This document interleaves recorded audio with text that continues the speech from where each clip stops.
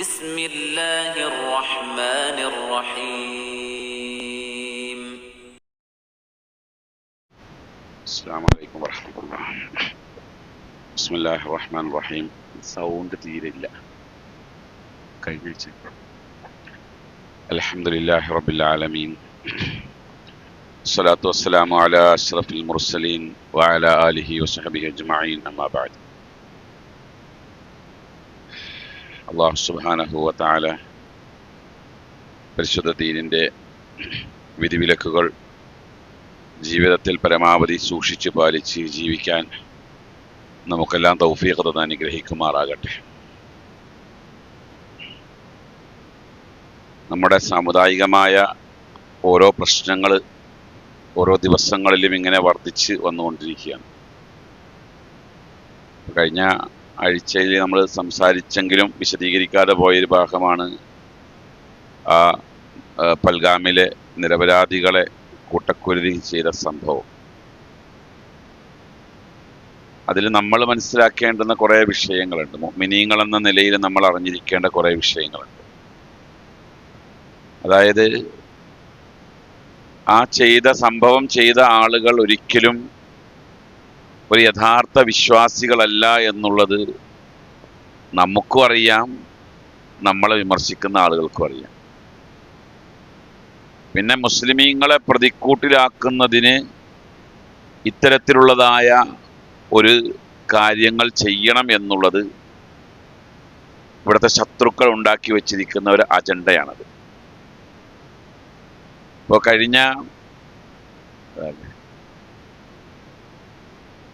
കഴിഞ്ഞ ഈ സംഭവത്തിൽ തന്നെയാണെങ്കിലും ഈ കൊന്ന ആളുകളെ സംബന്ധിച്ചിടത്തോളം അവർക്കറിയില്ല അവരെന്തിനായി കൊല്ലുന്നതെന്ന്.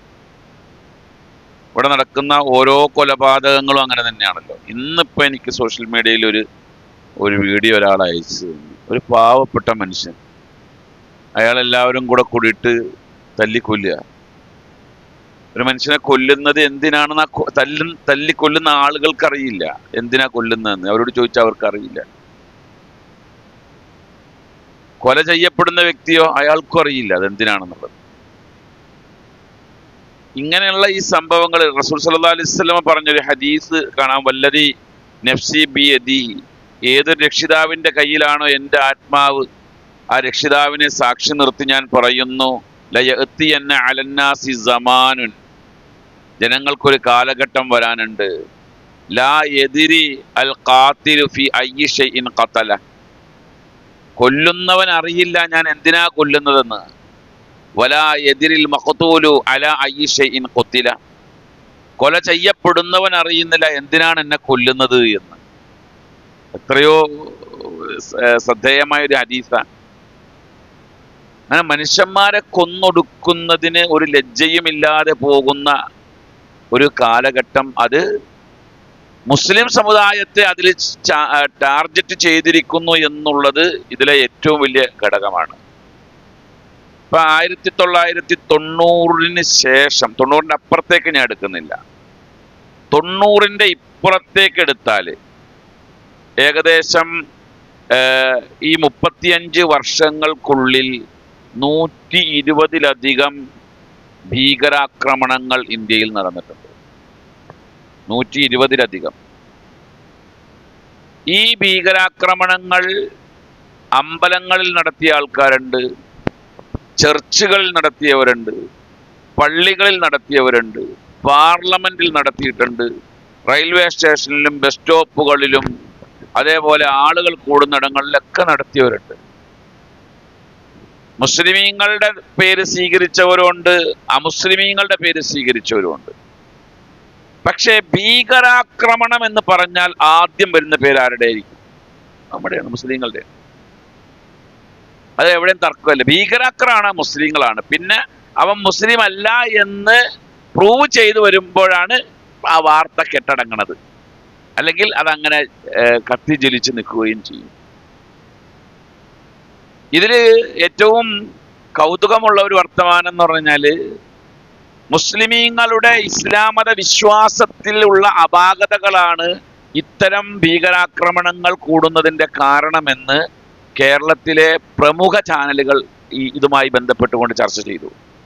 എന്താ വിശ്വാസത്തിലെ പ്രശ്നങ്ങൾ? ഒന്ന്, അവർ പരലോകത്തിൽ വിശ്വസിക്കുന്നു എന്നുള്ളതാണ്. അതുകൊണ്ടാണ് ഭീകരാക്രമണങ്ങൾ വർദ്ധിക്കുന്നത് എന്ന്. അതിന് പറഞ്ഞ ന്യായങ്ങളുണ്ട് പലതും. കാരണം ഈ ലോകത്തെ ജീവിതം ഒന്നുമല്ല, പരലോകത്ത് മറ്റൊരു ജീവിതമുണ്ട്, അവിടെയാണ് നല്ല ജീവിതം എന്ന് വിശ്വസിക്കുന്നു. അപ്പോൾ ഇവിടെ നല്ല കർമ്മങ്ങൾ ചെയ്താൽ പരലോകത്ത് നന്നായി ജീവിക്കാം. ആ നല്ല കർമ്മങ്ങളിൽപ്പെട്ടതാണ് ഭീകരാക്രമണം എന്ന് വരുത്തി തീർക്കുകയാണ്. അങ്ങനെ ഒരുപാട് അബദ്ധങ്ങൾ. സ്വർഗത്തിൽ പ്രവേശിക്കണമെങ്കിൽ ഇത്ര ആൾക്കാരെ കൊന്നെങ്കിലേ സ്വർഗത്തിൽ പോകാൻ പറ്റുള്ളൂ എന്ന് വിശ്വസിക്കുന്ന ആൾക്കാരുണ്ടെന്ന്. അതുപോലെ തന്നെയാണ് ഈ കഴിഞ്ഞ 2 ദിവസം മുമ്പ് നടന്ന വലിയൊരു ചർച്ച. നിങ്ങൾ ശ്രദ്ധിച്ചിട്ടുണ്ടോ എന്ന് എനിക്കറിയില്ല. അതായത് യുദ്ധങ്ങൾക്ക് തുടക്കം കുറിച്ച് വെച്ചവർ മുസ്ലിമീങ്ങളാണ്. ഏറ്റവും കൂടുതൽ യുദ്ധങ്ങൾ അവരാണ് നടത്തിയിട്ടുള്ളത്, അവരാണ് കൊന്നിട്ടുള്ളത് ആണോ? റസൂൽ സല്ലല്ലാഹു അലൈഹി വസല്ലമയുടെ കാലഘട്ടം എടുത്ത് നോക്ക്. 80-ലധികം സൈനിക നടപടികൾ നടന്നിട്ടുണ്ട്. അതാണ് റസൂലിന്റെ കാലഘട്ടത്തിൽ 80-ലധികം. ആ 80-ലധികം സൈനിക നടപടികളിൽ യുദ്ധം നടന്നത് 20 എണ്ണം മാത്രമേ ഉള്ളൂ. 20 യുദ്ധേ റസൂലുള്ളാഹിയുടെ കാലഘട്ടത്തിൽ നടന്നിട്ടുള്ളൂ. ആ 20 യുദ്ധങ്ങളിൽ 1018 പേരാണ് കൊല ചെയ്യപ്പെട്ടിട്ടുള്ളത്. 259 മുസ്ലിമീങ്ങളും 759 ശത്രുക്കളും ആകെ കൊല ചെയ്യപ്പെട്ടത്. അതവിടെ വെച്ചിട്ട് നിങ്ങളൊന്ന് ആലോചിച്ച് നോക്ക്. ലോകത്ത് നടന്നിരിക്കുന്ന മറ്റുള്ള യുദ്ധങ്ങളുടെ ചരിത്രം ഒന്ന് വായിച്ചു നോക്ക്. ഇപ്പോ പോപ്പിന്റെ ആഹ്വാനപ്രകാരം കുരിശ് യുദ്ധം ആരംഭിച്ച ഒരു സംഭവമുണ്ട്. കുരിശ് യുദ്ധം ആരംഭിച്ച് ബൈത്തുൽ മഖ്ദസ് അടക്കം ക്രിസ്ത്യാനികൾ തിരിച്ചു പിടിച്ച് അന്ന് കൊല ചെയ്യപ്പെട്ട ആളുകൾ എത്ര പേരാ? സുൽത്താൻ സലാഹുദ്ദീൻ അയ്യൂബി റഹ്മത്തുള്ളാഹി അലൈഹി കുരിശ് യുദ്ധം നടത്തിയവർക്ക് എതിരെ യുദ്ധവുമായി രംഗത്ത് വരുമ്പോൾ ന്യൂനപക്ഷം മാത്രമേ അദ്ദേഹത്തിന്റെ കൂടെയുള്ളൂ. അന്നത്തെ ചരിത്രം എഴുതി വെച്ചിരിക്കുന്ന ആലങ്കാരികമായിട്ടല്ല പറയുന്നത് എന്ന് പറഞ്ഞുകൊണ്ട് എഴുതിയിരിക്കുന്നത്. എന്ത്? ഞങ്ങൾ കുരിശ് യുദ്ധത്തിന് വേണ്ടി ഇറങ്ങുമ്പോൾ, കുരിശ് യുദ്ധത്തിന്റെ ആളുകളുമായി നേരിടാൻ വേണ്ടി ഇറങ്ങുമ്പോൾ ഞങ്ങളുടെ കുതിരയുടെ മുട്ടോളം മുസ്ലിം രക്തമുണ്ടായിരുന്നു. എന്നാൽ രക്തം തളം കെട്ടി നിന്നിട്ട് കുതിരയുടെ മുട്ടോളം രക്തമുണ്ടായിരുന്നു എന്ന് പറഞ്ഞാൽ എത്ര മനുഷ്യന്മാരെ കൊന്നിട്ടുണ്ടാവും? ഈ അടുത്ത കാലഘട്ടങ്ങളിലെ യുദ്ധങ്ങളൊന്നും എടുത്ത് പരിശോധിച്ചാൽ ഇപ്പൊ 1-ാം ലോക മഹായുദ്ധം മുസ്ലിങ്ങളെല്ലാം അതിന് നേതൃത്വം കൊടുത്തത്. മുസ്ലിങ്ങൾക്ക് അതുമായിട്ട് യാതൊരു ബന്ധമില്ല. 2,20,00,000 മനുഷ്യന്മാരാണ് 1-ാം ലോക മഹായുദ്ധത്തിൽ കൊല ചെയ്യപ്പെട്ടത്. 2-ാം ലോക മഹായുദ്ധത്തിൽ കൊല ചെയ്യപ്പെട്ടത് 8,50,00,000 മനുഷ്യന്മാരാണ് കൊല ചെയ്യപ്പെട്ടത്. വ്ളാഡിമിർ ലെനിന്റെ നേതൃത്വത്തിൽ നടന്ന ഒക്ടോബർ വിപ്ലവത്തിൽ ലക്ഷക്കണക്കിന് മനുഷ്യന്മാർ കൊല ചെയ്യപ്പെട്ടു. ഫ്രഞ്ച് വിപ്ലവം ലക്ഷക്കണക്കിന് മനുഷ്യന്മാർ കൊല ചെയ്യപ്പെട്ടു. എന്തിനേറെ, ഇസ്രായേലുകാര് ഗസ പിടിച്ചടക്കാൻ വേണ്ടി കഴിഞ്ഞ 1 വർഷത്തിലധികമായി നടത്തുന്ന യുദ്ധത്തിൽ എത്ര മുസ്ലിമീങ്ങളെ കൊന്നു? എത്ര നിരപരാധികളാണ് കൊല ചെയ്യപ്പെട്ടത്? എത്ര കുഞ്ഞുങ്ങളാണ് മരണപ്പെട്ടത്? ഇതൊന്നും ഇവിടെ ചർച്ചയില്ല. അതൊന്നും ഒരു പ്രശ്നമേ അല്ല ആർക്കും. നമ്മൾ എന്തെങ്കിലും ചെയ്തു എന്ന് വരുത്തി തീർത്തുകൊണ്ട്, നമ്മളല്ല ചെയ്യുന്നത്, വരുത്തി തീർത്തുകൊണ്ട് നമുക്കൊരു പങ്കുമില്ലാത്ത വിഷയത്തിൽ നമ്മളെ പ്രതികളാക്കുകയാണ്. നമ്മുടെ ദീനെന്ന് പറഞ്ഞാല് മനുഷ്യന്റെ ജീവന് ഏറ്റവും കൂടുതൽ വാല്യൂ കൽപ്പിച്ചൊരു മതം. ഇസ്ലാമോളം വേറെ മതമില്ല ലോകത്ത്. വേറെ ഏതെങ്കിലും മതം മനുഷ്യ ജീവന് വില കൽപ്പിച്ചിട്ടുണ്ടോ?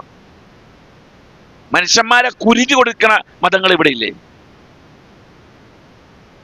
ഇസ്ലാമിനെ സംബന്ധിച്ചിടത്തോളം വിശുദ്ധ ഖുർആൻ പറഞ്ഞത് മൻ ഖതല നഫ്സൻ ബിഗൈരി നഫ്സിൻ ഔ ഫസാദിൻ ഫിൽ അർള്.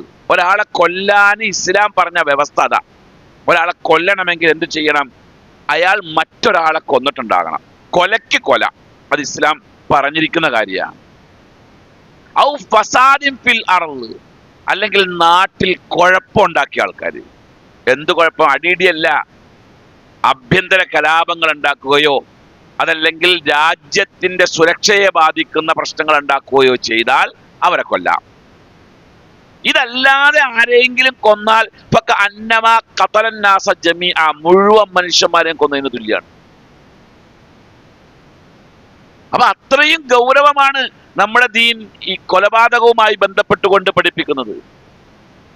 മറ്റൊരു ആയത്തിൽ കാണാം, വലാ തഖ്തുലുൻ നഫ്സല്ലത്തി ഹറമല്ലാഹു ഇല്ലാ ബിൽ ഹഖ്. ഒരാളെയും അകാരണമായി കൊല്ലാൻ പാടില്ല.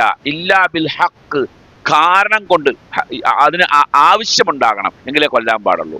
എന്താ ആവശ്യം? ഈ പറഞ്ഞ രാജ്യത്ത് കലാപം ഉണ്ടാക്കുകയോ അല്ലെങ്കിൽ മറ്റൊരാളെ കൊല്ലുകയോ ചെയ്തിപ്പിക്കണം. അല്ലാതെ കൊല്ലാൻ പാടില്ല.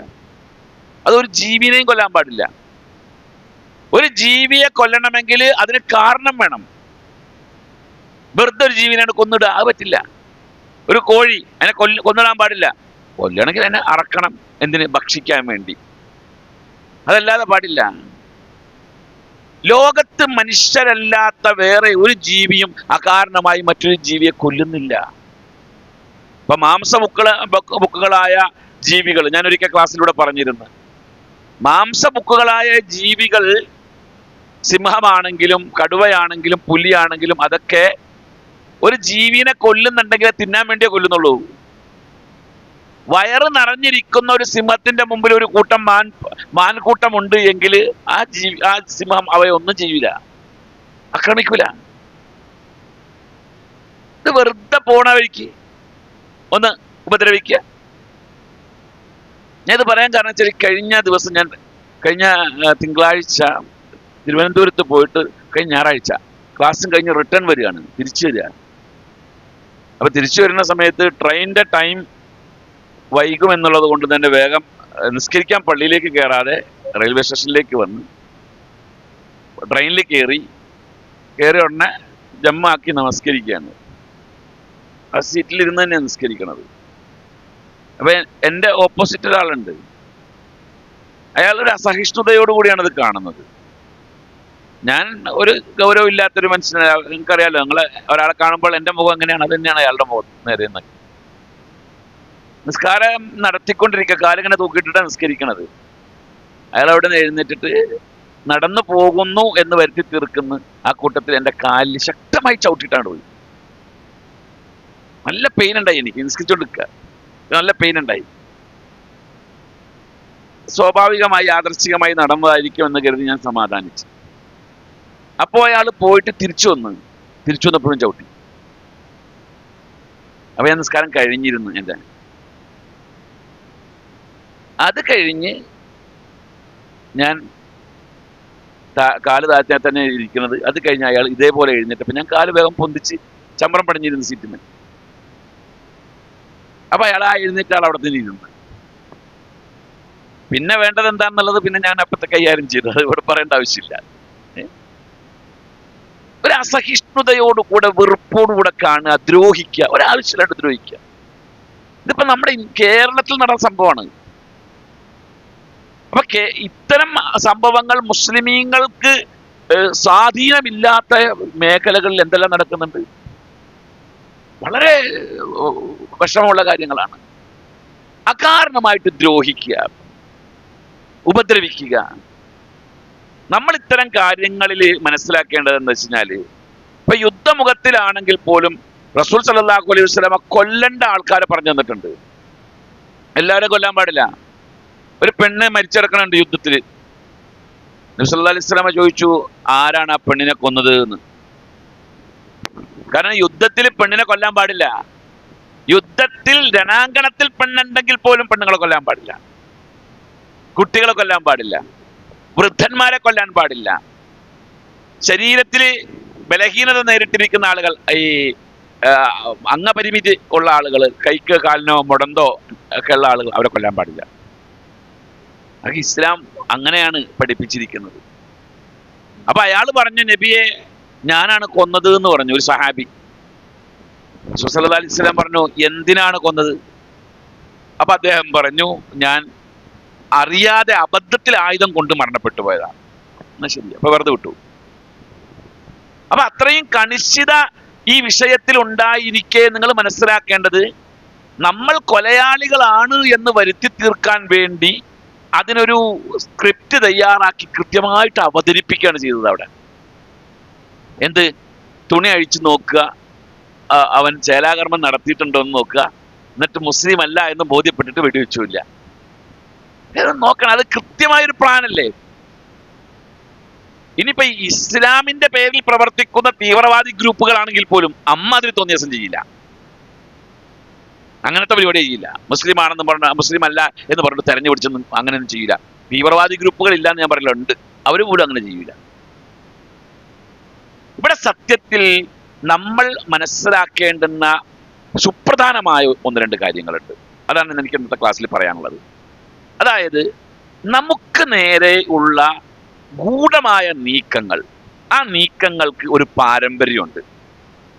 ആ പാരമ്പര്യം ഇവിടെയും ആവർത്തിച്ചിരിക്കുന്നു മാത്രം. ഇപ്പൊ ബദർ യുദ്ധം നടന്നു.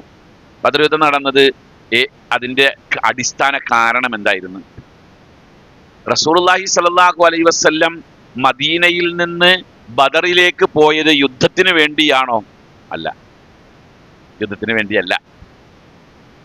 മറിച്ച് അബൂ സുഫിയാൻ മക്കയിൽ മുസ്ലിമീങ്ങളുടെ സമ്പാദ്യം ശേഖരിച്ചുകൊണ്ട് അത് വെച്ച് ഷാമിൽ പോയി കച്ചവടം ചെയ്ത് ഒരു ഭീമമായ ലാഭമുണ്ടാക്കി ആ ലാഭ പൈസയുമായിട്ട് വരുന്നുണ്ട് മുസ്ലിമീങ്ങൾക്കെതിരെ മദീനയെ ആക്രമിക്കാൻ വേണ്ടി. ആ വിവരം കിട്ടിയപ്പോൾ തങ്ങൾക്ക് അവകാശപ്പെട്ട സമ്പാദ്യം പിടിച്ചെടുക്കുക എന്ന ലക്ഷ്യത്തിലാണ് അവർ പോകുന്നത്, ബദറിലേക്ക് പോകുന്നത്. അതല്ലാതെ യുദ്ധത്തിനല്ല പോകുന്നത്. നമ്മൾ ശരിക്കും മനസ്സിലാക്കണം ഗൂഢമായ നീക്കം എങ്ങനെയാണ് അവിടെ നടന്നത് എന്നുള്ളത്, യുദ്ധത്തിലേക്ക് മുസ്ലിമീങ്ങൾ എത്തിപ്പെട്ടത് എങ്ങനെയാണെന്നുള്ളത്. അബൂ സുഫിയാന് ഈ വിവരം അറിഞ്ഞ് ഇങ്ങനെ, അബൂ സുഫിയാൻ അഗ്രഗണ്യനാണ്. ചില ഒട്ടകക്കാഷ്ടം കണ്ടിട്ടാണ് അബൂ സുഫിയാൻ മനസ്സിലാക്കുന്നത് മദീനയിൽ നിന്ന് റസൂലുള്ളാഹിയുടെ ടീം ഇവിടെ ഇറങ്ങിയിട്ടുണ്ടെന്നുള്ളത്. എങ്ങനെ ഒട്ടകക്കാഷ്ടം കണ്ടിട്ട് മനസ്സിലാക്കിയത്? അബൂ സുഫിയാൻ ഒട്ടകത്തിന്റെ കാഷ്ടം പരിശോധിച്ചു. ആ കാഷ്ടത്തില് എന്തുണ്ട്? ഈത്തപ്പഴത്തിന്റെ കുരുവുണ്ട്. ആ ഈത്തപ്പഴത്തിന്റെ കുരു ഏതിനം ഈത്തപ്പഴത്തിന്റെ കുരുവാണെന്ന് പരിശോധിച്ചു. അപ്പോൾ ആ ഈത്തപ്പഴം മദീനയിൽ മാത്രം ഉണ്ടാകുന്ന ഈത്തപ്പഴാണ്. അങ്ങനെ അബൂ സുഫിയാൻ മനസ്സിലാക്കിയോ? അഗ്രഗണ്യനയാള്. എന്തായാലും അത് മനസ്സിലാക്കി സൈന്യത്തിനെ, കൂടെയുള്ള ആൾക്കാരെ വേറെ വഴിക്ക് കപ്പൽ മാർഗം വിട്ടു. കൂട്ടത്തിൽ ലംലമിനെ മക്കയിലേക്ക് അയച്ചു. ലംലമിനെ മക്കയിലേക്ക് അയച്ചെന്തിനാ? സമ്പാദ്യം കൊള്ളയടിക്കാൻ മുഹമ്മദും കൂട്ടരും വന്നിട്ടുണ്ട്. അതുകൊണ്ട് നീ എത്രയും പെട്ടെന്ന് ചെന്നിട്ട് അവിടെ ഒരു സൈന്യത്തെ തയ്യാറാക്കി നിർത്താൻ പറഞ്ഞു. ലംലം ചെയ്ത പരിപാടിയാണ് ഇവിടെ നമ്മൾ മനസ്സിലാക്കേണ്ടത്. ഇപ്പോ ഈ കാശ്മീരിലെ പൽഗാമിലെ ഈ തീവ്രവാദികൾ എന്ന് പറയപ്പെടുന്ന ആളുകൾ ചെയ്ത അപ്പണിയാണ് ലംലം അവിടെ ചെയ്തത്. ലംലം നേരെ ചെന്ന് അവിടെ അതിന് മുമ്പ് ഒരുപാട് സംഭവങ്ങൾ നടന്നിട്ടുണ്ട് കേട്ടോ. ആത്തിക്ക ഒരു സ്വപ്നം കണ്ട സംഭവങ്ങളൊക്കെ ഉണ്ട്. ആ സ്വപ്നം യാഥാർത്ഥ്യം 3 ദിവസം അടുപ്പിച്ചൊരു സ്വപ്നം കണ്ടു. ലംലമിന്റെ വരവ് പോലെയുള്ളൊരു സ്വപ്നം. അതൊക്കെ വലിയൊരു ചരിത്രമാണ്. എപ്പോഴെങ്കിലും നമുക്ക് ബദർ വിശദീകരിക്കുമ്പോൾ അത് പറയാം. ഏതായാലും ലംലം ചെന്നിട്ട് ചെയ്ത പരിപാടി എന്താന്ന് വെച്ച് കഴിഞ്ഞാല്, ആദ്യം ലംലം തന്റെ കുപ്പായം വലിച്ചു കീറി. കയ്യിലുണ്ടായിരുന്ന വാള് കൊണ്ട് ഒട്ടകത്തിന്റെ മൂക്കറുത്തു. രക്തം ശരീരത്തിലും തലയിലും തേച്ച് പിടിപ്പിച്ചു. എന്നിട്ട് നെഞ്ചത്ത് മാറിലടിച്ചു. ഒച്ചപ്പാടും ബഹളം ഉണ്ടാക്കി. കണ്ട, ഒരു ഭീകരാന്തരീക്ഷം അവിടെ സൃഷ്ടിച്ചു. ലംലമിനെ അങ്ങനെ ചെയ്യേണ്ട വല്ല ആവശ്യമുണ്ട്? ലംലം പോയിട്ട് മക്കയിൽ പോയിട്ട് അബൂജഹലിനോട് പറഞ്ഞാൽ മതി, ഇങ്ങനെ അബൂ സുഫിയാന്റെ ടീം എന്നെ അയച്ചതാണ്, നമ്മൾ ഉടനെ ഒരു സൈനിക നടപടി പോണം എന്ന് പറഞ്ഞാൽ മതി. പക്ഷെ അങ്ങനെ ചെയ്താൽ മുസ്ലിമീങ്ങൾക്കെതിരെ വികാരം ഉണരില്ല. മുസ്ലിമീങ്ങൾക്കെതിരെ വികാരം ഉണരണം. അതിനെന്ത് വേണം? ഇപ്പൊ നമ്മുടെ നാട്ടിലൊക്കെ പറയുന്ന ഹിന്ദു ഉണരണം എന്നൊക്കെ പറയില്ലേ, അത് ഉണർച്ച. അവരുടെ മുശ്രിക്ക് ശിർക്ക് ഉണർന്നതാണ് കണ്ടത്.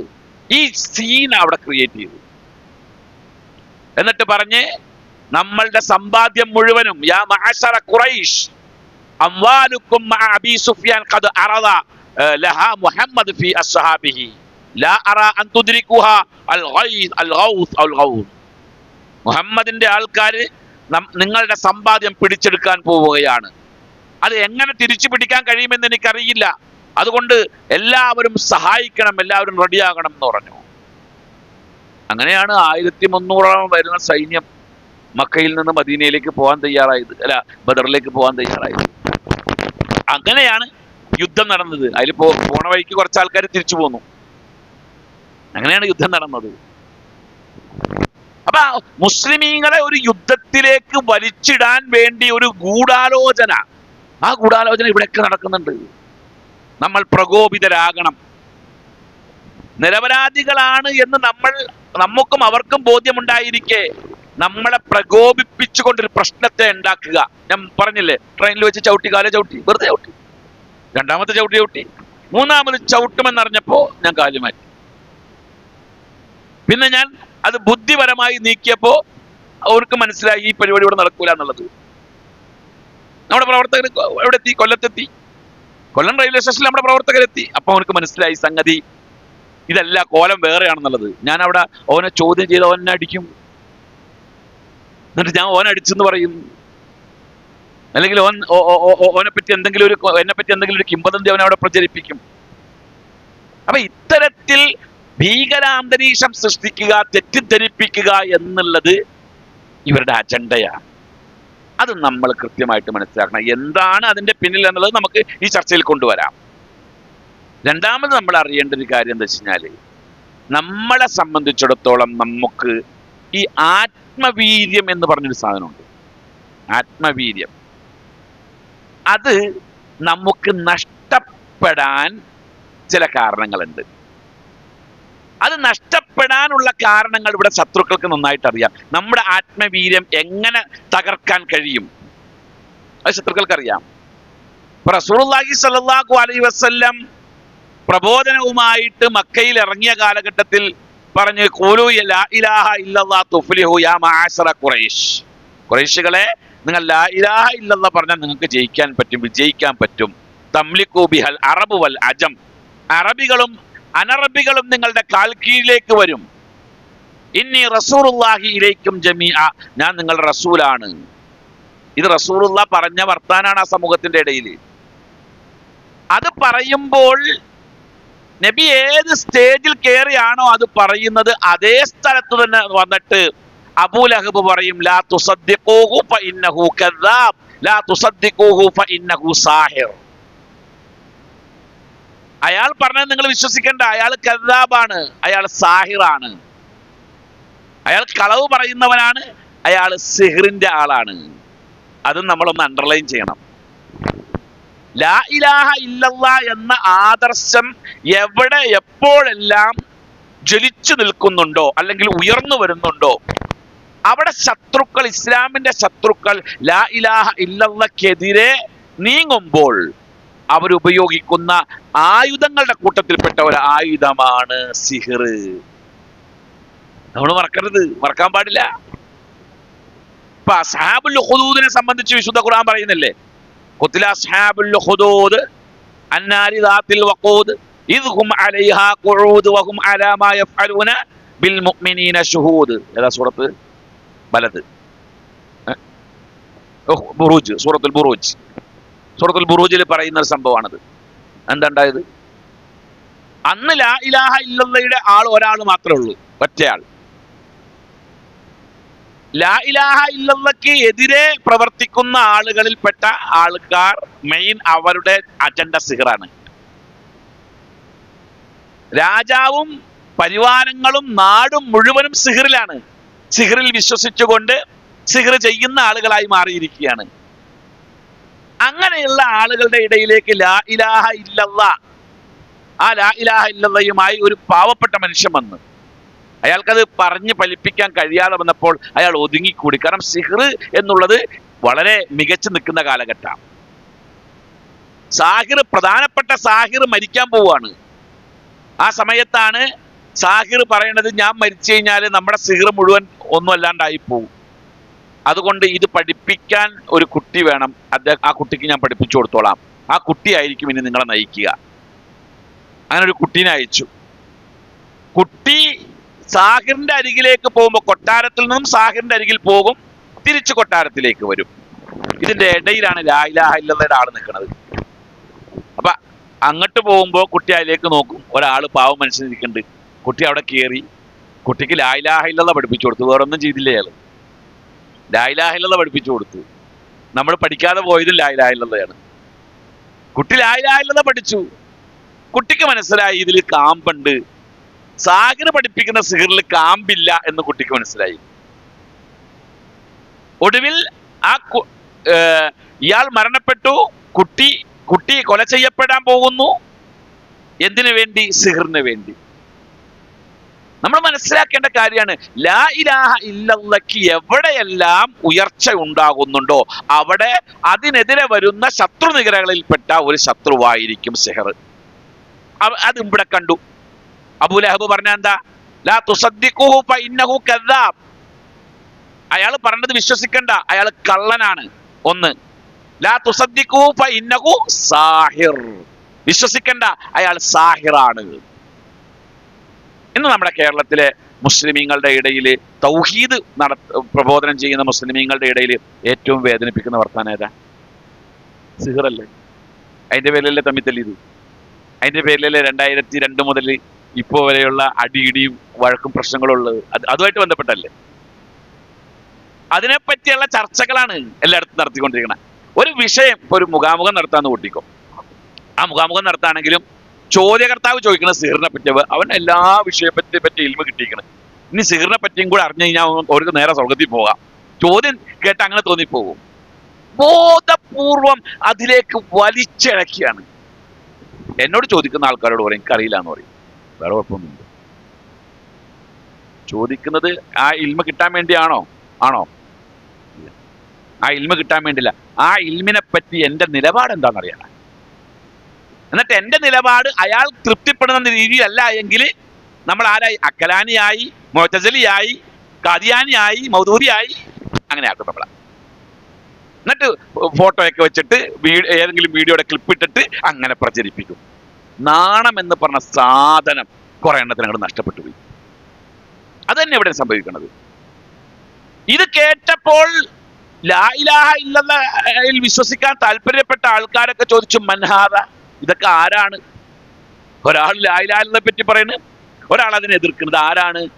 അപ്പൊ പറയും, ഹാദാ മുഹമ്മദ് ഇബ്നു അബ്ദില്ലാ യസ്അമു അന്നല്ലാഹ അർസലഹു. അത് മുഹമ്മദ് ബിൻ അബ്ദുല്ലാഹ്, അബ്ദുള്ളയുടെ മോൻ മുഹമ്മദാണ്. അള്ളാഹു അയാളെ അയച്ചിട്ടുണ്ട് എന്ന് അയാൾ വാദിക്കുന്നു. വറജുലുല്ലദീ ഖൽഫഹു, അയാളുടെ പിന്നിലുള്ള ആൾ, അമ്മുഹു അബൂലഹബ്, അയാളുടെ മൂത്താപ്പ അബൂലഹബാണ്. ഫകാനന്നാസു യഖൂൽ, ഇത് കേൾക്കുമ്പോൾ ആളുകൾ പറയും, അമ്മുഹു അഅലമു ബിഹി, നമ്മളെക്കാൾ കൂടുതൽ അയാളെ പറ്റി അയാളുടെ എളാപ്പക്കല്ലേ മൂത്താപ്പക്കല്ലേ അറിയുക, നമുക്കറിയില്ലല്ലോ. അതുകൊണ്ട് തന്നെ ഇത് കാല അമ്മുഹു ഇന്നഹു കദ്ദാബ്, അയാളുടെ മൂത്താപ്പ അയാളെ പറ്റി കള്ളനാണെന്ന് പറഞ്ഞാൽ ബഹു കദാലിക, അയാൾ കള്ളനായിരിക്കും. അതല്ല, വഇദ് ഖാല ഇന്നഹു സാഹിർ, അയാൾ സാഹിറാണെന്ന് അയാളുടെ മൂത്താപ്പ പറയുന്നുണ്ടെങ്കിൽ ഇന്നഹു സാഹിർ, അയാൾ സാഹിറായിരിക്കും. കണ്ടില്ലേ? ഒരു തെറ്റിദ്ധരിപ്പിക്കൽ അവിടെ അങ്ങോട്ട് ഉണ്ടാക്കുക. അതെന്തിനാ? നമ്മുടെ മനസ്സിലെ ആത്മവീര്യത്തെ ഇല്ലാതെയാക്കാൻ. കാരണം മുഅ്മിനീങ്ങളെ സംബന്ധിച്ചിടത്തോളം മുഅ്മിനീങ്ങളുടെ ഈമാനിന്റെ ഒരു പ്രധാനപ്പെട്ട ഘടകമാണ് ആത്മവീര്യം.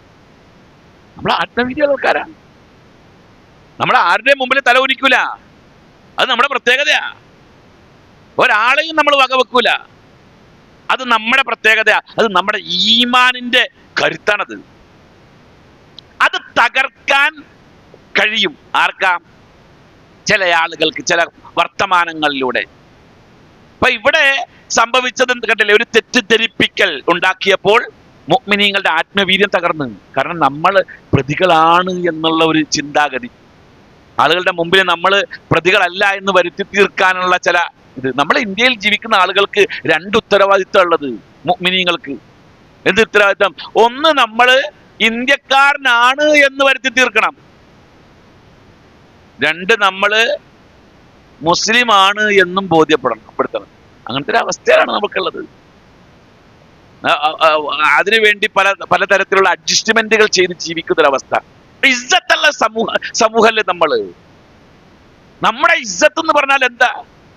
അഅ്സന അല്ലാഹു ബിൽ ഇസ്ലാം, ഇസ്ലാം കൊണ്ട് ഇസ്സത്ത് കിട്ടിയ ആളുകളാണ്. ഉമർ ഇബ്നുൽ ഖത്താബ് റളിയല്ലാഹു അൻഹു പലസ്തീന്റെ മണ്ണിലേക്ക് ചെല്ലുന്ന ഒരു രംഗമുണ്ട്. പലസ്തീനിലേക്ക്. പലസ്തീൻ എന്ന് പറഞ്ഞാൽ ഇന്നത്തെ പലസ്തീൻ അല്ല, അന്നത്തെ വലിയ പലസ്തീൻ, അവിഭക്ത പലസ്തീൻ. അതായത് ജോർദാനും പലസ്തീനും ബൈത്തുൽ മഖ്ദസും അതേപോലെ ഇസ്രയേലും എല്ലാം കൂടിയ ആ വലിയ പ്രവിശാലമായ സിറിയ ഉൾപ്പെടെയുള്ള വലിയ പലസ്തീൻ. ആ പലസ്തീനിലേക്ക് അബൂ ഉബൈദത്ത് ഇബ്നുൽ ജറാഹ് റളിയല്ലാഹു അൻഹുവും അംർ ഇബ്നുൽ ആസ് റളിയല്ലാഹു അൻഹു ആണ്, അവരുടെ നേതൃത്വത്തിലാണ് ഒരു പറ്റം ആളുകൾ ദഅവത്തിന് വേണ്ടി പോകുന്നത്. മുസ്ലിമീങ്ങൾ അവിടെ എത്തുമ്പോൾ അന്ന് അവർ ആ നാട് ഭരിച്ചിരുന്നത് ക്രിസ്ത്യാനികളാണ്. ക്രിസ്ത്യാനികൾ മുസ്ലിമീങ്ങൾ ഇവിടെ എത്തിയിരിക്കുന്നു എന്നറിഞ്ഞപ്പോ അവരുടെ പാത്രിയാർക്കിസ് ബാബമാര്, അതേപോലെ മത്രാന്മാര്, വലിയ തിരുമേനിമാരെല്ലാവരും കൂടെ കൂടിയിട്ട് മുസ്ലിമീങ്ങളുടെ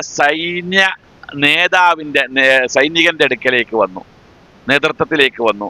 അംർ ഇബ്നുൽ ആസ് റളിയല്ലാഹു അൻഹുവിനെയും അബൂ ഉബൈദത്ത് ഇബ്നുൽ ജറാഹ് റളിയല്ലാഹു അൻഹുവിനെയും കാണാൻ വേണ്ടി വന്നു. എന്നിട്ട് പറഞ്ഞു, ബൈത്തുൽ മഖ്ദസ് ഉൾപ്പെടുന്ന ഈ മസ്ജിദ്, ഇതിന്റെ പലസ്തീന്റെ താക്കോല് ഞങ്ങൾ നിങ്ങൾക്ക് തന്നേക്കാം. ഇവിടെ അടിയും യുദ്ധമൊന്നും ഉണ്ടാക്കണ്ട, ഇത് നിങ്ങൾ ഭരിച്ചു, നിങ്ങൾക്ക് വിട്ടുതരികയാണ്. പക്ഷെ ഈ താക്കോല് നിങ്ങളുടെ കയ്യിൽ തരില്ല. താക്കോല് മേടിക്കേണ്ട ആളെപ്പറ്റി ഞങ്ങൾക്ക് ചില വിവരങ്ങളുണ്ട്. ഞങ്ങളുടെ മുൻഗാമികളായ പോപ്പുമാരും ഞങ്ങളുടെ നേതാക്കന്മാരും ഞങ്ങൾക്ക് പറഞ്ഞു തന്നിരിക്കുന്ന ചില അടയാളങ്ങളുള്ള ഒരാൾ അറേബ്യയിൽ വരും, അയാളുടെ കയ്യിലായിരിക്കണം നിങ്ങൾ പലസ്തീൻ്റെ താക്കോല് കൊടുക്കേണ്ടതെന്ന് പറഞ്ഞിട്ട്. അങ്ങനെയുള്ള ആൾ നിങ്ങളുടെ കൂട്ടത്തിലുണ്ടോ എന്ന് ഞങ്ങളൊന്ന് പരിശോധിക്കട്ടെ. അപ്പൊ ഇവർ പറഞ്ഞു, ഞങ്ങൾക്ക് ആ അടയാളം ഒന്ന് പറഞ്ഞു തരാൻ പറഞ്ഞു. അപ്പൊ അടയാളം പറഞ്ഞു കൊടുത്തപ്പോൾ പറഞ്ഞു, അങ്ങനത്തെ അടയാളമുള്ള ഒറ്റ വ്യക്തിയെ ഞങ്ങളുടെ കൂട്ടത്തിലുള്ളൂ, അത് ഉമർ ഇബ്നുൽ ഖത്താബാണ്. ഉമർ ഇബ്നുൽ ഖത്താബ് റളിയല്ലാഹു അൻഹുവിനെ പറ്റിയുള്ള മനാഖിബുകൾ പറയുന്ന കൂട്ടത്തിൽ എടുത്തു പറയേണ്ട കാര്യമാണ്. എനിക്ക് ശേഷം ഒരു നബി ഉണ്ടെങ്കിൽ ഉമറായിരിക്കും നബി എന്ന് റസൂലുള്ളാഹി പറഞ്ഞിട്ടുണ്ട്. അത്രയധികം ചരിത്രത്തിൽ പഠിക്കേണ്ട ഒരു വ്യക്തിയാണ്. ചരിത്രം നമ്മൾ ഈ കൂട്ടത്തിൽ ഒന്ന് മനസ്സിലാക്കി പോവുകയും വേണം. കാരണം ചരിത്രത്തിന്റെ ഇടയിൽ ചില കൈകടത്തലുകൾ നടത്തിക്കൊണ്ട് നമ്മുടെ ചരിത്രത്തെ വക്രീകരിച്ച് കാണിക്കുന്നുണ്ട് ഇവിടെ കുറെ ആൾക്കാർ. എന്തോ ആകട്ടെ, ഉമർ ഇബ്നുൽ ഖത്താബ് റളിയല്ലാഹു അൻഹുവിന് കത്തയച്ചു. 30 ദിവസത്തെ യാത്ര, ആ ഒടുവിൽ അദ്ദേഹം മദീനയിലെത്തി, പലസ്തീനിലെത്തുമ്പോൾ അവിടെയാണ് ഞാൻ ഈ പറഞ്ഞ വിഷയം വരുന്നത്. പലസ്തീനിലെത്തുമ്പോൾ അദ്ദേഹത്തിന് ഇട്ടിരിക്കുന്ന കുപ്പായം 17 കഷ്ണം തുണി വെച്ച് തുന്നിയൊരു കോട്ടാണ്. അറേബ്യയുടെ ഭരണാധികാരിയാണ്. 17 കഷ്ണം തുണി വെച്ച് തുന്നിയ കോട്ടും ധരിച്ചുകൊണ്ട് വന്ന ഉമർ ഇബ്നുൽ ഖത്താബിനെ അബൂ ഉബൈദത്ത് ഇബ്നുൽ ജറാഹ് റളിയല്ലാഹു അൻഹു കണ്ടപ്പോൾ അദ്ദേഹത്തിന് അത് അത്ര സുഖമായിട്ട് തോന്നിയില്ല. കാരണം ക്രൈസ്തവ സമുന്നായിക നേതാക്കന്മാരുടെ അടുത്തേക്കാണ് പോകുന്നത്. ക്രിസ്ത്യാനികളെ സംബന്ധിച്ചിടത്തോളം അവരുടെ പ്രധാനപ്പെട്ട ഒരു സ്വഭാവം, അവരുടെ മത്രാന്മാരൊക്കെ വേഷം കൊണ്ടാണ് അവരറിയപ്പെടുന്നത്, അങ്ങനല്ലേ? മത്രാന്മാരൊക്കെ ഒരു തൊപ്പിയും ഒരു വാലും ഒരു കയറും ഒക്കെ കെട്ടി അങ്ങനെയുള്ള അവരുടെ നടത്തം. അപ്പൊ വേഷത്തുമ്മലാണ് അവർ അവരുടെ ദീൻ വളർത്തിക്കൊണ്ടുപോകുന്നത്. അതുകൊണ്ട് തന്നെയാണ് റസൂൽ സല്ലല്ലാഹു അലൈഹി വസല്ലം പറഞ്ഞത്, അത് ജൂതന്മാർക്കുണ്ട് ആ സ്വഭാവം. അവർ വേഷത്തിന്റെ മുകളിലാണ് അവരുടെ മതത്തിന്റെ പരിവേഷം കാണിച്ചു കൊടുക്കുന്നത്. വേഷം അങ്ങനെ ആയിരിക്കണം എന്നുള്ളതാണ്. അതാണ് റസൂലുള്ളാഹി പറഞ്ഞില്ല, തത്തബിഉന്ന സനന മൻ കാന ഖബലക്കും ശിബ്റൻ ബിശിബ്ർ വദിറാഅൻ ബിദിറാഅ്. ചാണിന് ചാണായും മുഴത്തിന് മുഴമായും നിങ്ങൾ മുൻഗാമികളായ ജൂത നസാറാക്കളുടെ മാർഗം പിൻപറ്റുമെന്ന് പറഞ്ഞത്. ഇവിടെ സത്യത്തില് ഇസ്ലാമിൽ പൗരോഹിത്യം ഇല്ല. പക്ഷേ മുസ്ലിമീങ്ങളിലെ പുരോഹിതന്മാര് ആ വേഷത്തുമേലാണല്ലോ. അവരിൽ എന്തുണ്ടാവൂല, ഇൽമുണ്ടാവൂല. അഥവാ ഇൽമ ഉണ്ടെങ്കിൽ തന്നെ ആ ഇൽമ എന്തുള്ളതല്ല, കാമ്പുള്ളതല്ല, പതിരുകളാണ്. പതിര് മീൻസ് നെല്ലിന്റെ പതിരില്ലേ, അതായത് ഉള്ളിലൊന്നും ഉണ്ടാവൂല. അത് നബി സല്ലല്ലാഹു അലൈഹി വസല്ലം പറഞ്ഞൊരു വാക്കുണ്ട്, സയഅതി അലന്നാസി സമാനുൻ, ജനങ്ങൾക്കൊരു കാലഘട്ടം വരും. ആ കാലഘട്ടത്തില് ലാ യബ്ഖാ മിനൽ ഇസ്ലാമി ഇല്ല ഇസ്മുഹു, ഇസ്ലാമിന്റെ പേര് മാത്രമേ ഉണ്ടാകുകയുള്ളൂ. വലാ യബ്ഖാ മിനൽ ഇസ്ലാമി ഇല്ല റസ്മുഹു, ഇസ്ലാമിന്റെ ആ പേരുകൾ മാത്രം അവശേഷിക്കുന്ന ഒരു കാലഘട്ടം. അവിടെ മസാജിദുഹും ആമിറത്തുൻ വഹിയ ഖറാബുൻ അൽ ഹുദ, പള്ളികളെല്ലാം സജീവമായിരിക്കും, പക്ഷേ ഹിദായത്ത് പള്ളിന്ന് കിട്ടൂല. അങ്ങനത്തെ പള്ളികളായിരിക്കും. ഇന്ന് നമ്മുടെ നാട്ടിലെ പള്ളികളിൽ, മലപ്പുറത്ത് മാത്രം എത്ര പള്ളികൾ ഉണ്ടാവും? ഹിദായത്ത് കിട്ടുന്ന പള്ളി കുറച്ച് പള്ളികൾ ഉണ്ടാവുള്ളൂ, വിരലുണ്ടാവുന്ന അല്ലേ? ബാക്കിയൊക്കെ വലാലത്ത് വിതരണം ചെയ്യുന്ന പള്ളികളാണ്. മസാജിദുഹും ആമിറത്തുൻ വഹിയ ഖറാബുൻ അൽ ഹുദ എന്നിട്ട് പറഞ്ഞ വാക്കാണ് ഉലമാഉഹും ശർറു മൻ തഹത അദീമിസ് സമാ. അന്നത്തെ കാലഘട്ടത്തിലെ പണ്ഡിതന്മാരെന്ന് പറഞ്ഞു വരുന്ന ആളുകൾ അള്ളാന്റെ ആകാശത്തിന്റെ കീഴിലുള്ള ഏറ്റവും നികൃഷ്ട ജീവികൾ അവരായിരിക്കും. മിൻ ഇൻദിഹിം തഖ്റുജുൽ ഫിത്ന, അവരിൽ നിന്നാണ് ഫിത്ന പുറപ്പെടുന്നത്. ഉദാഹരണം ഞാൻ പറഞ്ഞു തരേണ്ട ആവശ്യമില്ലല്ലോ. അപ്പൊ അങ്ങനെ ഒരു കാലഘട്ടം, വേഷഭൂഷാദികളിൽ പ്രാധാന്യം കൽപ്പിക്കുന്ന ജൂത നസാറാക്കളുടെ അതേ മാർഗം ഇന്ന് മുസ്ലിം സമുദായം അങ്ങനെ തന്നെ ഏറ്റെടുത്തിരിക്കുക. അവൻ ഒരു പ്രത്യേക തരം തലപ്പാവുകളൊക്കെ ഇപ്പൊ ഇറങ്ങിയിട്ടുണ്ട്. ഞാൻ കഴിഞ്ഞ പ്രാവശ്യം, ഈ കഴിഞ്ഞ ലാസ്റ്റ് ഉംറയ്ക്ക് പോയപ്പോൾ ഒരു വിഭാഗം ആളുകളുടെ ഒരു തൊപ്പി ഞാൻ ഫോട്ടോ എടുത്ത് വെച്ചിട്ടുണ്ട്. ഒരു തരം തൊപ്പി ഇട്ടിട്ട് മക്കയിൽ കുറെ ആൾക്കാർ. ഞാൻ ആദ്യമായിട്ടാണ് അങ്ങനത്തെ ഒരു തൊപ്പി കാണുന്നത്. ഒരു പ്രത്യേക തരം തൊപ്പി മദീനയിലാണ് കൂടുതൽ കണ്ടത്.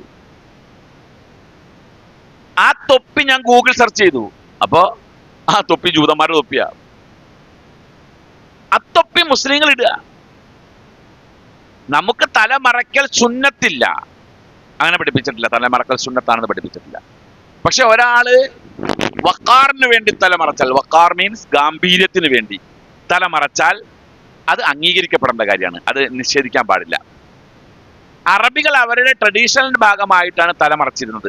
റസൂൽ തലമറക്കുകയും ചെയ്തിട്ടുണ്ട്, മറക്കാതിരിക്കുകയും ചെയ്തിട്ടുണ്ട്. അപ്പൊ സുന്നത്ത് ഇല്ല. ഇപ്പൊ നമ്മുടെ ചില ബാത്റൂമിലൊക്കെ ചെന്ന് കഴിഞ്ഞാൽ അവിടെ ചോദിക്കും തല മറക്കുക എന്ന്. ബാത്റൂമിൽ കയറുമ്പോൾ തല മറക്കേണ്ടതുണ്ട്, എഴുതി വെക്ക തല മറക്കുക. തലമറക്കൽ മതത്തിന്റെ ഭാഗമാണ് എന്ന് വരുത്തി തീർത്തത് ജൂതന്മാരും നസാറാക്കളുമാണ്.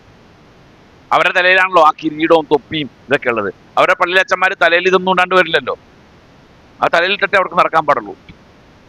എന്തായാലും ഇത്രയും വലിയ ബിഷപ്പുമാരുടെയും തിരുമേനിമാരുടെയും മുമ്പിലേക്ക് 17 കഷ്ണം കൂട്ടിവെച്ച് തുന്നിയ കുപ്പായവുമായിട്ട് അറേബ്യൻ സാമ്രാജ്യത്തിന്റെ ഖലീഫ ചെന്നാൽ നാണക്കേടാണ് എന്ന് അബൂ ഉബൈദ ഇബ്നുൽ ജറാഹിന് തോന്നി.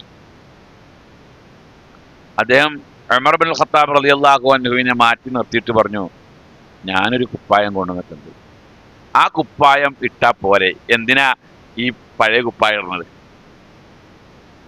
അപ്പോഴാണ് ഉമർ ഇബ്നുൽ ഖത്താബ് റളിയല്ലാഹു അൻഹു ഈ വാക്ക് പറഞ്ഞത്. അബൂ ഉബൈദയുടെ നാവിൽ നിന്നും ഈ വാക്കുകൾ വരാൻ പാടില്ലായിരുന്നു. അത് നിങ്ങൾ പറഞ്ഞ സാഹചര്യത്തിൽ ഞാൻ പറയുന്നു, നഹ്നു ഖൗമുൻ അഅസ്സനല്ലാഹു ബിൽ ഇസ്ലാം. ഇസ്ലാം കൊണ്ട് ഇസ്സത്ത് നേടിയ ആൾക്കാരാണ് നമ്മൾ. തുണിയും കുപ്പായം കൊണ്ട് ഇസ്സത്ത് നേടിയ ആൾക്കാരല്ല നമ്മൾ. നമ്മുടെ ഇസ്സത്ത് ഇസ്ലാമാണ്. ഇന്ന് പല ആളുകളും വേഷത്തിലും കോലത്തിലും ചില അടയാളങ്ങളിലുമാണ് ഇസ്സത്ത് കാണുന്നത്. അങ്ങനെ ഇസ്സത്ത് കണ്ടാൽ അതല്ല അള്ളാഹ് നമ്മളെ തരം താഴ്ത്തി കളയും എന്ന് ഉമർ ഇബ്നുൽ ഖത്താബ് റളിയല്ലാഹു അൻഹു പറഞ്ഞു. അപ്പൊ നമ്മുടെ ഇസ്സത്ത് നമ്മൾ മനസ്സിലാക്കേണ്ടത്, നമുക്ക് ഈ കോലഭൂഷങ്ങളിലല്ല, മറിച്ച് ഇസ്ലാമികമായ ചിട്ടയിൽ നമ്മൾ ജീവിക്കുന്നുണ്ടോ ഇല്ലയോ എന്ന് പരിശോധിച്ചിട്ടാണ്.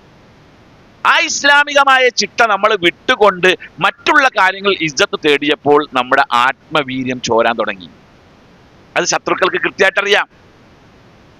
അതുകൊണ്ട് തന്നെ ആത്മവീര്യം ചോരുന്ന ഒരു പ്രവണത നമ്മുടെ ഇടയിൽ നിന്നുണ്ടാകാൻ പാടില്ല, ഒരു പ്രവർത്തനം ഉണ്ടാകാൻ പാടില്ല.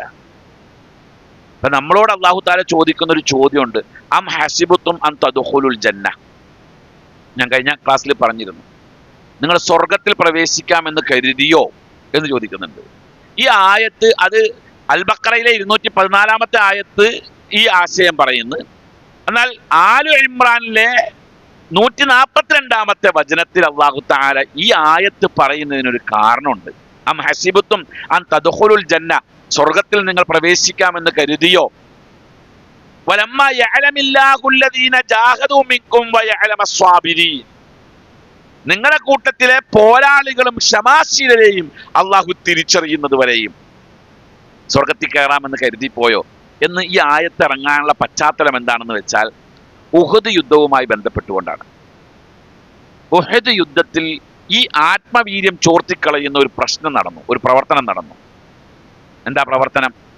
അതായത് പരാജയം ശത്രുക്കൾ അനുഭവിച്ചു. ആദ്യം റസൂലുള്ളാഹി സ്വല്ലല്ലാഹു അലൈഹി വസല്ലം ഉഹദ് യുദ്ധത്തിന് തയ്യാറാകുന്നതിന് മുമ്പ് പ്രത്യേകമായ ഒരു 50 ആളുകളെ ജബലുർ റുമാത്തിലൊക്കെ നിർത്തിയ സംഭവമുണ്ട്, ഞാനൊന്നും പറയുന്നില്ല.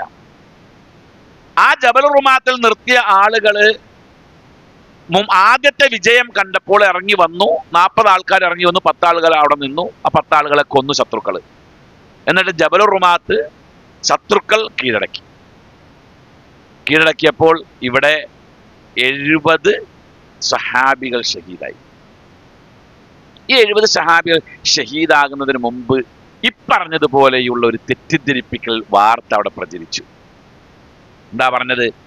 ഈ ഇന്നി ഖത്തൽതു മുഹമ്മദ, ഞാൻ മുഹമ്മദിനെ കൊന്നു എന്ന് പറഞ്ഞു. ഇബ്നു ഖുംഅത്തുൽ ലൈത്തി എന്ന് പറയുന്ന ആളാണ് വിളിച്ചു പറഞ്ഞത്, ഇന്നി ഖത്തൽതു മുഹമ്മദ, ഞാൻ മുഹമ്മദിനെ കൊന്നു. അയാൾക്കറിയാം അയാൾ കൊന്നിട്ടില്ല എന്ന്, അയാൾക്കറിയാം. പക്ഷെ ഒരു വാർത്ത സ്പ്രെഡ് ചെയ്ത് അവിടെ, അത് സ്പ്രെഡ് ചെയ്തപ്പോ മുഅ്മിനീങ്ങളുടെ ആത്മവീര്യം ചോർന്നു. ആത്മവീര്യം ചോർന്നപ്പോഴാണ് ഈ 70 പേര് അവിടെ ഷഹീദായത്. അതിന് മുമ്പൊരു സംഭവം ഉണ്ടായി ബദർ യുദ്ധത്തിൽ. ബദർ യുദ്ധം കഴിഞ്ഞ് 70 പേർ, ശത്രുക്കളിൽ നിന്നും 70 പേരെ അറസ്റ്റ് ചെയ്ത് കൊണ്ടുവന്നു. 70 പേരെ അറസ്റ്റ് ചെയ്തല്ലോ ശത്രുക്കളുടെ. അപ്പോൾ നബി സല്ലല്ലാഹു അലൈഹി വസല്ലം ചോദിച്ചു, നിങ്ങൾ സഹാബികളോട് ചോദിച്ചു, നിങ്ങൾ എന്ത് നിലപാട് സ്വീകരിക്കുന്നു ഈ അറസ്റ്റ് ചെയ്യപ്പെട്ടവരുടെ വിഷയത്തിൽ? കാരണം അന്നത്തെ യുദ്ധ നിയമം അനുസരിച്ച് അറസ്റ്റ് ചെയ്യപ്പെട്ട ആളുകളെ കൊല്ലാനുള്ള അധികാരം അറസ്റ്റ് ചെയ്തവർക്കുണ്ട്. അപ്പോൾ 70 ആളെ വേണമെങ്കിൽ കൊല്ലാം. ആ 70 ആളെ കൊന്നു കഴിഞ്ഞാൽ ഇവിടെ ഉണ്ടാകുന്ന വിഷയം എന്താണെന്നറിയാമോ? 140 പേര് ശത്രുക്കളുടെ ഭാഗത്ത് നിന്ന് മരണപ്പെടും. ഒന്ന്, ആദ്യം യുദ്ധത്തിൽ കൊല ചെയ്യപ്പെട്ട 70 പേര്. ആ യുദ്ധത്തിൽ കൊല ചെയ്യപ്പെട്ട, ബദർ യുദ്ധത്തിൽ കൊല ചെയ്യപ്പെട്ട 70 ആൾക്കാർ നിസ്സാരക്കാരല്ല, പ്രഗത്ഭരായ ആളുകളാണ്. അബൂജഹൽ ഉൾപ്പെടെ ഉണ്ടായില് അല്ലേ? അറസ്റ്റ് ചെയ്യപ്പെട്ട 70 ആൾക്കാരോ അതും നിസ്സാരക്കാരല്ല, പ്രഗത്ഭരായ ആളുകളാണ്. ഈ 70 ആൾക്കാരെ കൊന്നാൽ പിന്നെ മക്കയിലെ ഖുറൈശികൾ, മുശ്രിക്കുകളുടെ അടിവേര് പറഞ്ഞു പോവാണ്. അനങ്ങാൻ പിന്നെ കഴിയില്ല അവർക്ക്.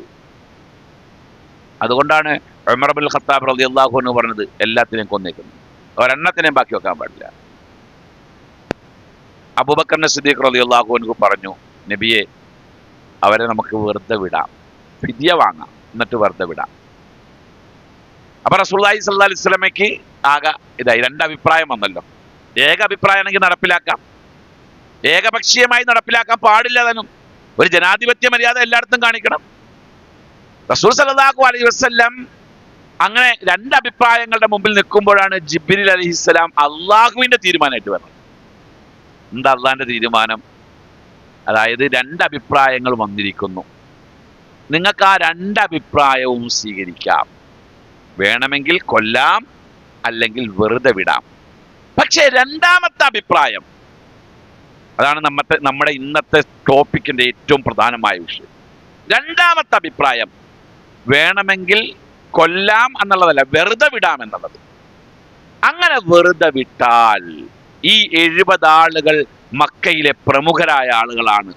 അവർ പോയിട്ട് മക്കയിൽ ചെന്ന് ആളെ കൂട്ടി കൃത്യം 1 വർഷം പൂർത്തിയാകുമ്പോൾ തിരിച്ചു വന്ന് ഈ ഭാഗത്ത് നിന്ന് 70 പേരെ കൊല്ലും. ജിബ്രീൽ അലൈഹിസ്സലാം പറഞ്ഞതാണെന്ന്. എപ്പോ? ബദറിൽ വെച്ച് പറഞ്ഞത്. കൃത്യം 1 കൊല്ലം പൂർത്തിയായപ്പോൾ അവർ വന്നു, 70 ആളെ കൊന്നു. നമ്മൾ അറിയണം. അപ്പൊ ഇത് അള്ളാന്റെ റസൂലിനെ അറിയാം. ജിബ്രീൽ അലൈഹിസ്സലാം ആ വർത്താനം പറയുമ്പോൾ സത്യമല്ലേ, അത് നടക്കാണ്ട് പോകൂലല്ലോ. ഇത് അള്ളാന്റെ റസൂലിനെ അറിയാം. എന്നിട്ടും മനുഷ്യന്മാരെ കൊല്ലണ്ട എന്ന നിലപാടാണ് സ്വീകരിച്ചത്. അവരെന്തെങ്കിലും ചെയ്യുകയാണെങ്കിൽ ചെയ്യട്ടെ, അങ്ങനെ ചെയ്താൽ നമുക്ക് സ്വർഗം കിട്ടൂലോ, എന്നാലും അവരെ കൊല്ലണ്ട. ഇതാ ഇസ്ലാമിന്റെ നിലപാട്, അതാണ്. ഒരാളെ കൊല്ലണ്ട എന്നുള്ളതാണ് നിലപാട്. പക്ഷെ ഇവരിവിടെ ഒരു ഒരു വാർത്ത പ്രചരിപ്പിച്ചുകൊണ്ട് അവരെന്ത് ചെയ്തു? കള്ള വാർത്ത പ്രചരിപ്പിച്ചുകൊണ്ട് നമ്മുടെ ആത്മവീര്യത്തെ തകർത്തു. ആ ആത്മവീര്യം തകരാനുള്ള പ്രധാനമായ ഹേതു എന്താണെന്ന് വെച്ചാൽ റസൂലുള്ളാഹിയുടെ കൽപ്പനയ്ക്ക് എതിരെ നീങ്ങി എന്നുള്ളത് തന്നെയാണ്. നമ്മൾ സ്വീകരിക്കേണ്ട ഏറ്റവും പ്രധാനപ്പെട്ട വിഷയം തന്നെയാണ്. അള്ളാന്റെ റസൂൽ ഒരു കാര്യം കൽപ്പിച്ചിട്ടുണ്ട് എങ്കിൽ അതിനെതിരെ നിലകൊള്ളുന്ന ഒരു സമൂഹമായി നമ്മൾ മാറിയാൽ നമ്മളുടെ ആത്മവീര്യം നശിക്കും, ഉറപ്പായിട്ടും നശിക്കും.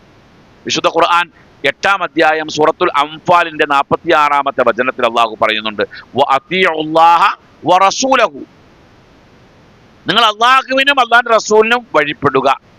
അള്ളാഹുവും റസൂലും പറഞ്ഞത് നിങ്ങൾ അനുസരിക്കണം. വലാ തനാസഉ, നിങ്ങൾ എന്ത് ചെയ്യരുത്? പരസ്പരം ഭിന്നിക്കരുത്, അടിയുണ്ടാക്കരുത്. അങ്ങനെ സംഭവിച്ചാൽ, അള്ളാഹുവിന്റെയും റസൂലിന്റെയും കൽപ്പന അനുസരിക്കാതെ പരസ്പരം ഭിന്നിച്ചാൽ ഫതഫ്ശലൂ വതദ്ഹബ റീഹുകും, നിങ്ങൾ ഭീരുക്കളായി തീരുകയും നിങ്ങളുടെ കാറ്റ് പോയി പോവുകയും ചെയ്യും. കാറ്റ് പോയി പോവുക എന്ന് പറഞ്ഞാൽ മനസ്സിലായില്ലേ? കാറ്റ് പോയി പോവുക എന്ന് പറഞ്ഞാൽ മനസ്സിലായില്ലേ? അവന്റെ കാറ്റഴിച്ചു വിടുന്ന് പറയില്ലേ? അവൻ ഒന്നും അല്ലാണ്ടായി തീരും. ആത്മവീര്യം ചോർന്നു പോകും. ആത്മവീര്യം ചോർന്നു പോകുമെന്ന ആ വാക്കിന് സമാനമായൊരു വാക്കാണ് അല്ലാഹു തആല പറഞ്ഞത്. അവൻ നിങ്ങളുടെ വതദ്ഹബ റീഹുകും, നിങ്ങളുടെ കാറ്റ് പോയി പോകും. അതുകൊണ്ട് ഇത്താഅത്ത് നിർബന്ധമാണ്, അള്ളാഹുവിനും റസൂലിനും വഴിപ്പെടൽ നിർബന്ധമാണ്. സത്യത്തിൽ ഇന്നത്തെ മുസ്ലിം സമുദായത്തിന്റെ എല്ലാ പ്രശ്നങ്ങളുടെയും ഹേതു എന്താണ്? അള്ളാഹുവും റസൂലും പറഞ്ഞതനുസരിച്ചിട്ടില്ല എന്നുള്ളത് തന്നെയല്ലേ അല്ലേ? ഞാനും ചോദിക്കട്ടെ, ഒരു വിഷയത്തിൽ നമുക്ക് അഭിപ്രായ വ്യത്യാസം ഉണ്ടായി, നമ്മൾ എന്താ ചെയ്യേണ്ടത്? ഫർദുഹു ഇലല്ലാഹി വറസൂലി അല്ലേ? ഖുൽ അത്തിഉല്ലാഹ വഅത്തിഉർ റസൂല വഉലിൽ അംരി മിൻകും. ശരിക്കും മനസ്സിലാക്കേണ്ട കാര്യമാണ്. നിങ്ങൾ അള്ളാഹുവിന് വഴിപ്പെടണം, അള്ളാഹിന്റെ റസൂലിന് വഴിപ്പെടണം, വഉലിൽ അംരി മിൻകും, നിങ്ങളിലെ കൈകാര്യകർത്താക്കന്മാരെയും വഴിപ്പെടണം. കമ്മിറ്റി പറഞ്ഞത് സ്വീകരിക്കണം, സംഘടന പറഞ്ഞത് സ്വീകരിക്കണം, വേണം. അത് നിർബന്ധമാണ്. അപ്പൊ സംഘടന പറയാണ് നിങ്ങളോട് നാളെ വൈകുന്നേരം 4 മണിക്ക് മലപ്പുറം കോട്ടക്കുന്നിൽ എല്ലാവരും ഒരുമിച്ച് കൂടണം എന്ന് പറഞ്ഞാൽ നമ്മൾ ഒരുമിച്ച് കൂടണം. അത് നമ്മുടെ ഉത്തരവാദിത്തമാണ്. എങ്കിൽ നിങ്ങൾ ഒരു വിഷയത്തിൽ നിങ്ങൾക്ക് തർക്കമുണ്ടായാൽ, അഭിപ്രായ വ്യത്യാസമുണ്ടായാൽ, അപ്പൊ പിന്നെ നിങ്ങൾ എന്താ ചെയ്യേണ്ടത്? ഫറുദ്ദൂഹു ഇലല്ലാഹി വറസൂൽ, നിങ്ങൾ അള്ളാഹുവിലേക്കും റസൂലിലേക്കും മടങ്ങണം. സംഘടനാ നേതാക്കന്മാരിലേക്ക് മടങ്ങാൻ പറഞ്ഞോ? ഇല്ല, ഇല്ല. പക്ഷെ നമ്മുടെ ആളുകൾക്ക് എന്ത് പറ്റിപ്പോയി? അള്ളാഹുവിലേക്കും റസൂലിലേക്കും മടങ്ങിയില്ല. സംഘടനാ നേതാക്കന്മാർ എന്തു പറഞ്ഞോ അത് ഞങ്ങൾ സ്വീകരിക്കുന്നു. മുൻഗാമികളായ ഇമാമിയങ്ങൾ എന്തു പറഞ്ഞോ ഞങ്ങൾ സ്വീകരിക്കുന്നു. ഇമാമിയങ്ങൾക്ക് എന്താ തെറ്റ് പറ്റൂലേ? ഇമാമിയങ്ങൾ മഅ്സൂമികളാ?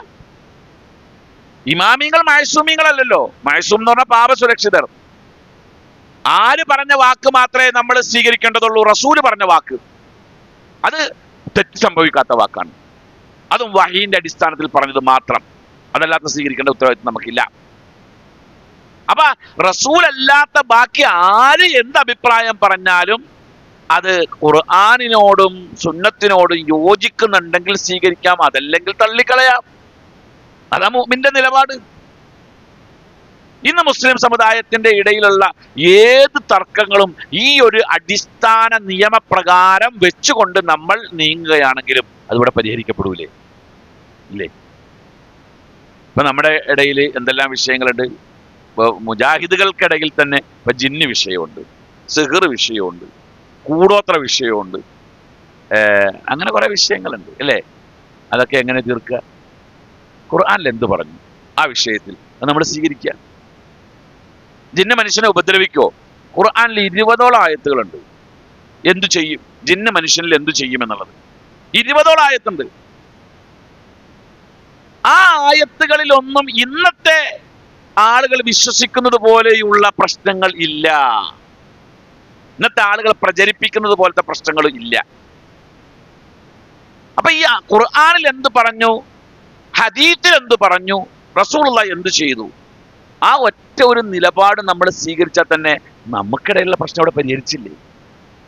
രണ്ടാമത്തെ ഒരു വിഷയം എന്താന്ന് വെച്ച് കഴിഞ്ഞാല്, ഇപ്പൊ ഈ ഇരിക്കുന്ന ക്ലാസ്സിലിരിക്കുന്ന ആളുകള്, നിങ്ങൾക്ക് ഇപ്പോ ഈ ജിന്നും സിഹ്റും കൂടോത്രവും ആ വിഷയമാണ് പഠിക്കേണ്ടത്? അള്ളാഹുവിലേക്ക് അടുക്കാനുള്ള ഇബാദത്തുകളെ സംബന്ധിച്ചാണ് പഠിക്കേണ്ടത്? അള്ളാഹ് അടുക്കാനുള്ള ഇബാദത്തുകളെ സംബന്ധിച്ചിട്ടില്ല. അങ്ങനെ ഒരു സൃഷ്ടി ഉണ്ടെന്ന് ഖുർആൻ പറഞ്ഞു, നമ്മൾ വിശ്വസിക്കുന്നു.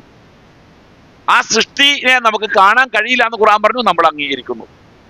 ഇനി ഏതൊരു ജീവിയും അത് ജിന്നാണെന്നും പറഞ്ഞുകൊണ്ട് നമ്മുടെ മുമ്പിൽ പ്രത്യക്ഷപ്പെട്ടാലും നമുക്ക് സ്വീകരിക്കേണ്ട ഉത്തരവാദിത്തമില്ല. കാരണം ഫഇന്നഹു യറാക്കും ഹുവ വഖബീലഹു മിൻ ഹൈസു ലാ തറൂനഹു. അല്ലേ? നിങ്ങൾക്ക് കാണാൻ കഴിയാത്ത രീതിയിൽ അവർക്ക് നിങ്ങളെ കാണാം. അവരെ സംബന്ധിച്ചിടത്തോളം നമ്മളുടെ വിഷയത്തിൽ അവർക്ക് കുറെ പരിമിതികളുണ്ട്, അവരുടെ വിഷയത്തിൽ നമുക്കും കുറെ പരിമിതികളുണ്ട്.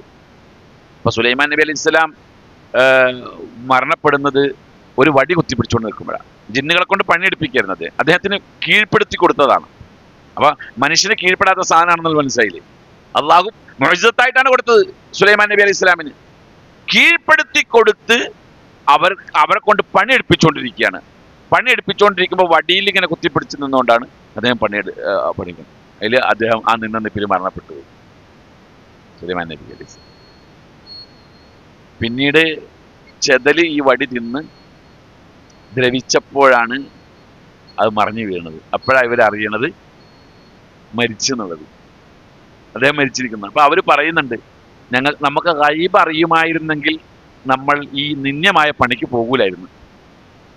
അപ്പൊ ഒരു മനുഷ്യൻ മരിച്ചു എന്ന് അറിയൽ അവരെ സംബന്ധിച്ചിടത്തോളം ഗൈബിയായ അറിവാണ്, ഗൈബാണ്. നമുക്കോ നമ്മൾ മരിച്ചു എന്നറിയില്ല, ഗൈബാണോ? അല്ലല്ലോ.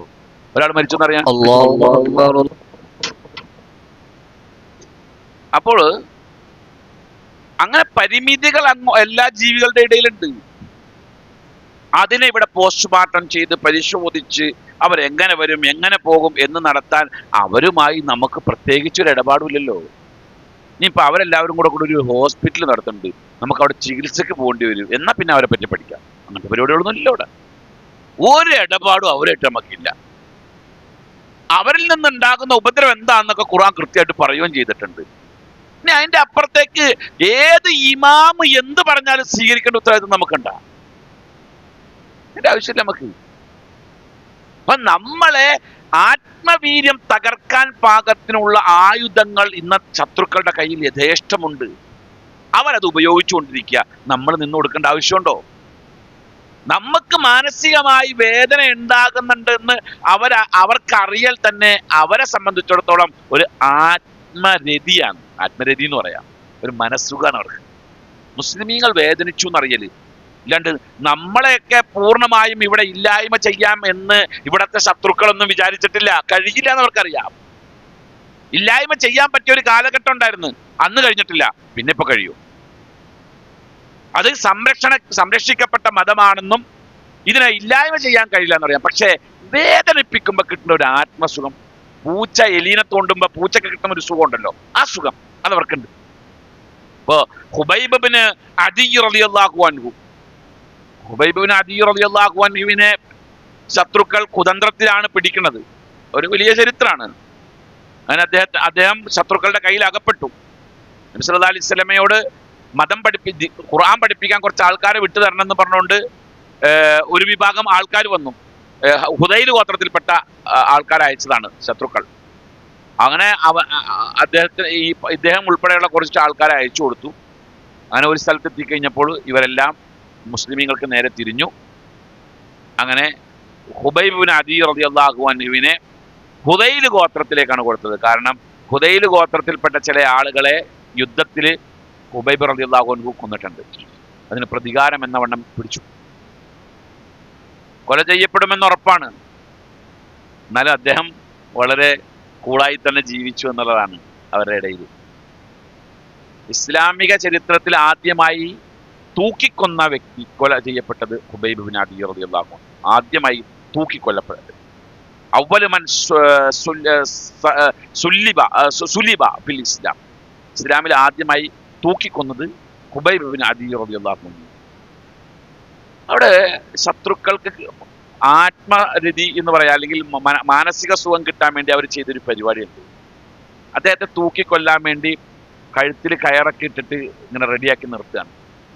എന്നിട്ട് പറഞ്ഞ ഇപ്പൊ ഇവിടെ നിന്ന് ഈ പോയിന്റിൽ നിന്ന് ഞങ്ങൾ രക്ഷപ്പെടുത്താം. ഒന്നും ചെയ്യൂല, വെറുതെ വിട്ടേക്കാം.